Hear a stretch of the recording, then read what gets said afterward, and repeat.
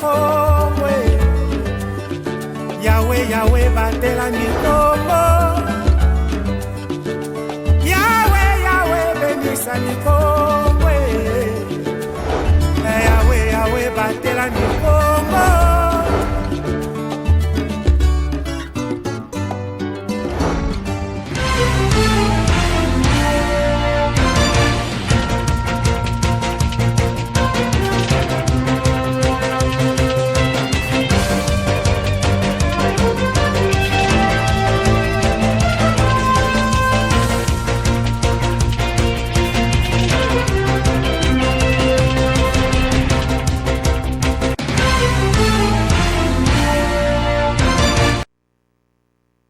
Toutes et à tous, chers téléspectateurs, bienvenue dans cette édition du journal sur les antennes d'Emma Bannière Télévision, dont j'ai le réel plaisir de vous présenter une brève religieuse dans ce corps du journal avec l'Église catholique au Congo central. Les diocèses de Matadi a un nouveau évêque. Il s'agit de Monseigneur André Giropindi Mwanza, ancien vicaire général du diocèse de Matadi, soit de 2019 à 2021 et de 2021 jusqu'à être élevé à ce rang, soit en 2022, administrateur apostolique du même siège. Cette nomination du souverain pontife a été annoncée ce samedi 23 avril 2022 par la Conférence épiscopale nationale du Congo, CENCO, à travers un communiqué officiel. Monseigneur André Giro Pindi succède à ses postes Monseigneur Daniel Landoumaï, évêque émérite du diocèse de Matadi, décédé le 12 décembre 2022 au retour de la fête du centenaire de l'internat de la mission catholique Tumba, cérémonie qui avait connu la présence du chef de l'État Félix Antoine Tshisekedi Tshilombo. Détails à suivre dans nos prochaines éditions. Au niveau national, le Premier ministre Jean-Michel Samalukonde Kyenge a présidé vendredi 22 avril 2022 par visioconférence la réunion du Conseil de ministres, c'est-à-dire la 50e, depuis la ville de Lubumbashi dans la province du Haut-Katanga où il séjourne pour le lancement de la conférence, sinon la table ronde sur la paix et la sécurité et la cohésion entre le peuple kassaïen et katangais. Le détail, c'est dans cet extrait de la lecture du compte rendu choisi par Marie-France Ebengo. La communication de son Excellence, Monsieur le Premier ministre, chef du gouvernement, a porté sur deux points, à savoir de l'ouverture des travaux de la conférence interprovinciale des espaces Grand Kassai, Grand Katanga.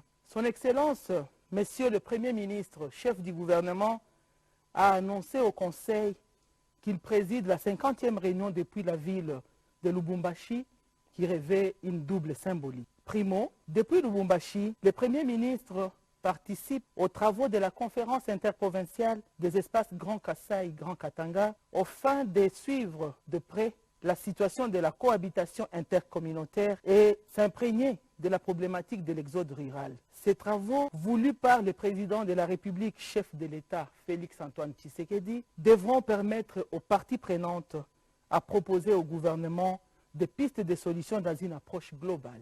Secondo, cette 50e réunion du Conseil des ministres coïncide avec l'an 1 du gouvernement que le Premier ministre Samalukonde a l'insigne honneur de diriger. Comme à l'occasion de tout anniversaire, le chef du gouvernement a indiqué que l'heure est au bilan.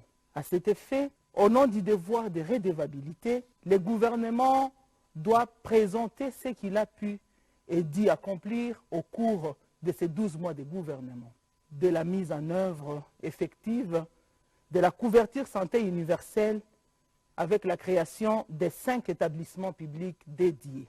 Le Premier ministre a rappelé qu'à la 38e réunion du Conseil des ministres, la couverture santé universelle a été décrétée une cause nationale. Cette réforme permettra en effet à l'ensemble de la population congolaise d'accéder aux services de soins préventifs, curatifs, palliatifs, de réadaptation et de promotion de santé, conformément à la vision sociale de son Excellence, Monsieur le Président de la République, chef de l'État. Pour ce faire, plusieurs étapes ont été déjà franchies pour rendre effectif ces projets de haute portée historique, notamment la mise en place d'un cadre institutionnel devant régir la couverture santé universelle en République démocratique du Congo par la signature de l'ordonnance numéro 21/032 du 1er juin 2021 portant création, organisation et fonctionnement du Conseil national de couverture santé universelle, CNCSU. La validation du plan stratégique national de la couverture santé universelle en République démocratique du Congo au cours de la première session extraordinaire du comité de pilotage du Conseil national de la couverture santé universelle présidé par le chef de l'État le mardi 7 décembre 2021.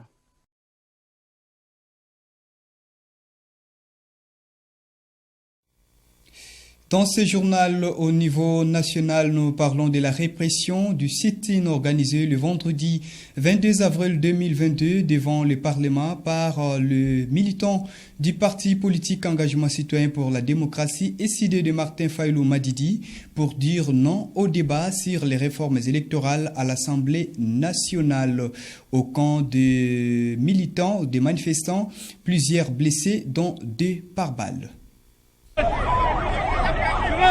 Plusieurs blessés, dont 2 blessés par balle, et dégâts matériels importants ont été enregistrés le vendredi 22 avril 2022 lors de la répression du sit-in organisé par les militants de la Mouka devant le Palais du Peuple pour protester contre le lancement du débat sur la révision de la loi électorale à l'Assemblée nationale. Ce sit-in a vite tourné à l'affrontement entre ces derniers et les éléments de la police congolaise de la ville de Kinshasa.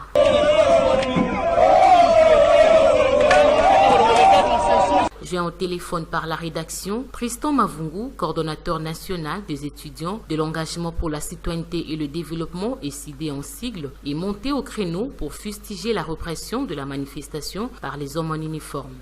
Oui, vous avez tous constaté ce qui s'est passé hier. Le parti cher de Martin Fayulu, le SID, est contre l'examen de la loi électorale qui veut se passer, qui a commencé déjà depuis hier au niveau de l'Assemblée. Pour une seule raison, nous avons estimé qu'il faut qu'il y ait d'abord de consensus des parties prenantes et après nous pouvons passer au niveau de l'examen des lois parce qu'on s'est dit c'est mettre la charrue devant le bœuf. Il faut que la Mouka, FCC, CACH, Union Sacrée se mettent ensemble pour discuter. Nous voulons des réformes avant tout pour garantir cette crédibilité des élections en 2023. Nous avons eu 3 élections passées, mais vous connaissez ce qui s'est passé. Il y a eu tricherie, il y a eu contestation, et effectivement, il n'y a pas eu, comme nous le disons, vérité des urnes. Et pour cette fois-ci, nous avons estimé qu'il faut passer par des réformes et ensuite, nous pouvons maintenant examiner les lois.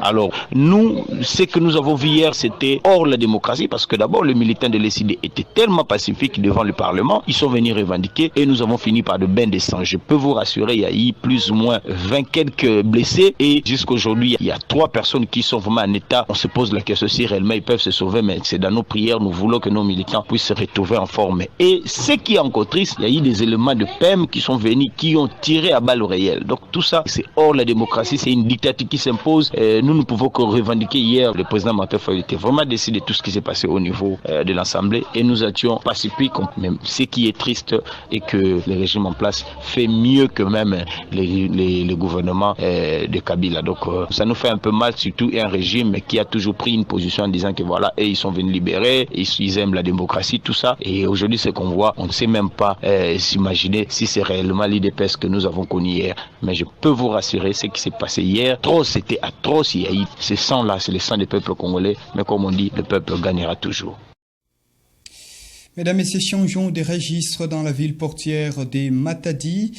Les habitants du quartier Lietnapaka dans la commune de Nzanza s'inquiètent de la création des points de décharge publics le long du chantier Stade Lumumba dans la commune d'Mvouzi et sollicitent les autorités communales d'Mvouzi et urbaines de Matadi à pouvoir s'imprégner, sinon prendre toutes les dispositions pour évacuer ces immondices et prendre d'autres dispositions afin que ces points de décharge publics ne puissent plus avoir lieu en cet endroit.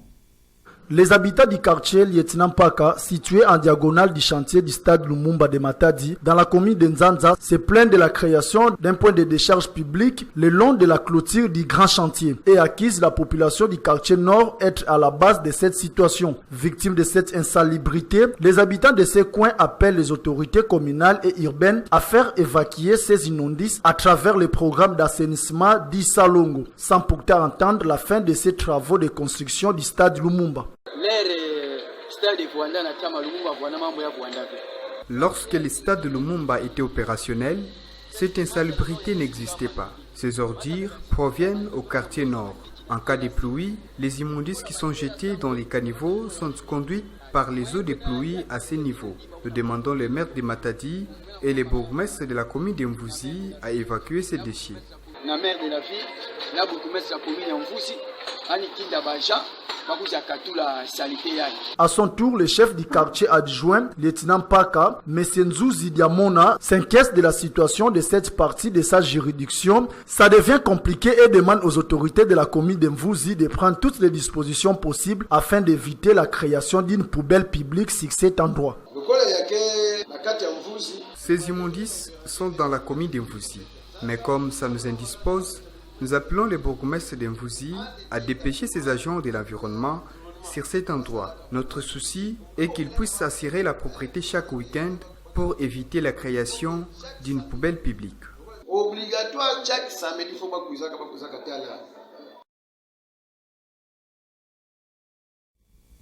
Et voilà, changeons une fois de plus de registre. Le gouvernement congolais multiplie de stratégies pour limiter la dépendance à la farine de blé dont nous ne sommes pas producteurs. Plusieurs options se présentent, parmi lesquelles l'industrialisation de la farine de manioc et l'intégrer à la pâtisserie et la boulangerie. Le détail dans ce commentaire.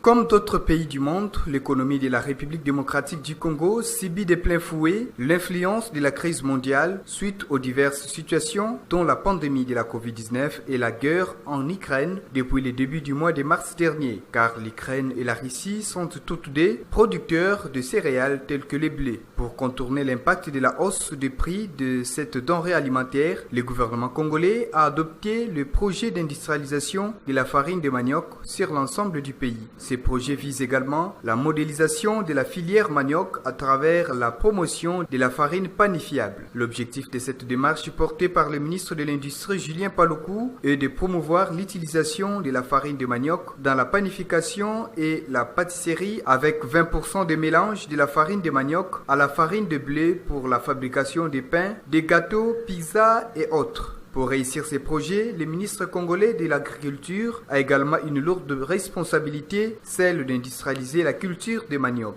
pour reconquérir sa place d'un des plus grands producteurs de manioc. Notons que la RDC débourse 87 millions de dollars américains chaque année pour l'importation du blé. Politique dans ce journal, les torsions brûlent à la chambre basse du Parlement congolais où plus de 100 députés nationaux sont menacés d'être invalidés pour abstentionnisme. C'est donc que la procédure a déjà plutôt été lancée au niveau de cette chambre du Parlement. Une commission a été mise en place le vendredi 22 avril 2022 pour compiler la liste des présences de plénière. Les détails avec Glodino Lukanou. Plusieurs députés nationaux abstentéistes sont en voie d'être invalidés à l'Assemblée nationale. Une commission a été mise en place pour l'inventaire et la compilation de listes de présence de plénière. Cette chambre basse du Parlement promet de faire appliquer le point 6 de l'article 95 de son règlement intérieur qui prévoit l'invalidation de tout député national en cas d'absence non justifiée et non autorisée à plus d'un quart des séances d'une session parlementaire. Le député Paulin Odia s'est exprimé quant à ci. La motion incidentielle que nous avons soulevée consiste tout simplement à respecter notre règlement intérieur ainsi que la constitution de notre pays. Si vous lisez la constitution à son article 110 et puis le règlement intérieur à son article 95.6, il est bien mentionné que le député est appelé à siéger pendant plus ou moins un tiers des séances réservées aux activités parlementaires. On peut siéger à plénière, on peut siéger dans la commission ou dans la sous-commission.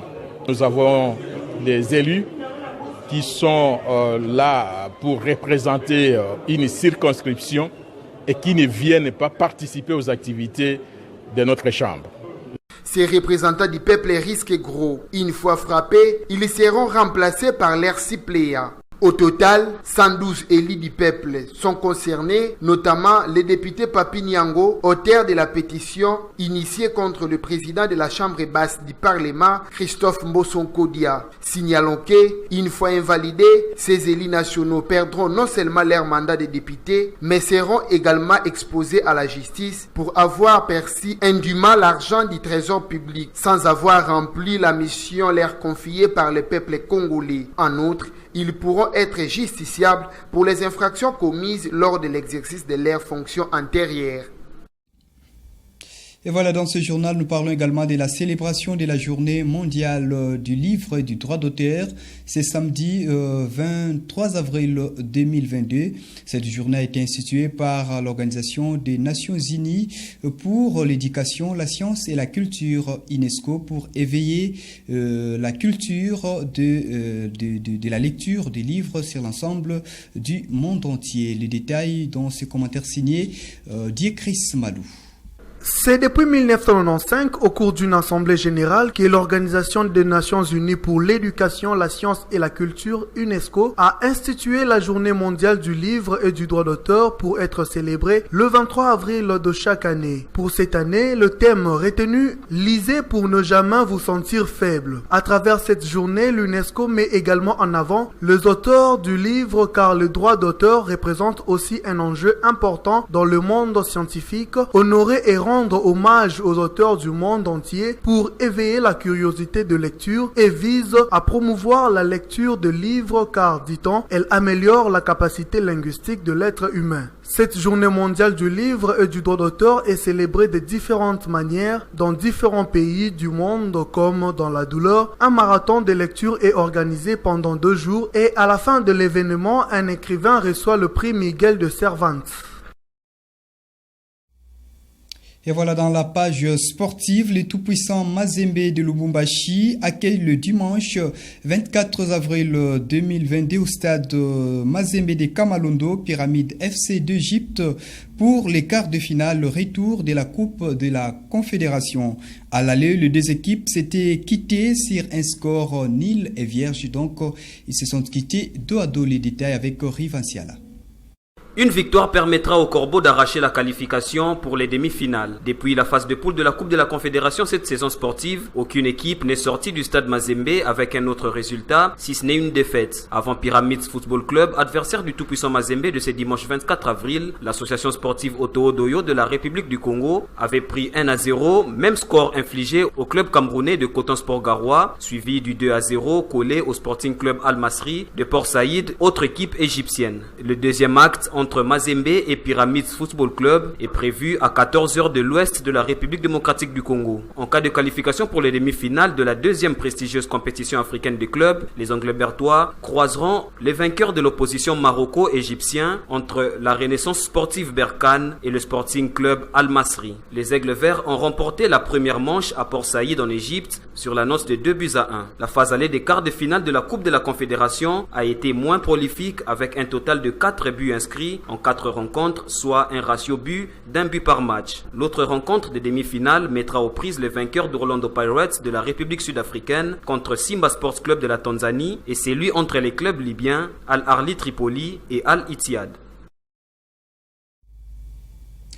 Voilà, chers téléspectateurs, ainsi s'achève cette édition du journal réalisée par Shadrach Mavungu. Merci de vous informer sur les antennes de Mabanière Télévision et bon week-end à toutes et à tous.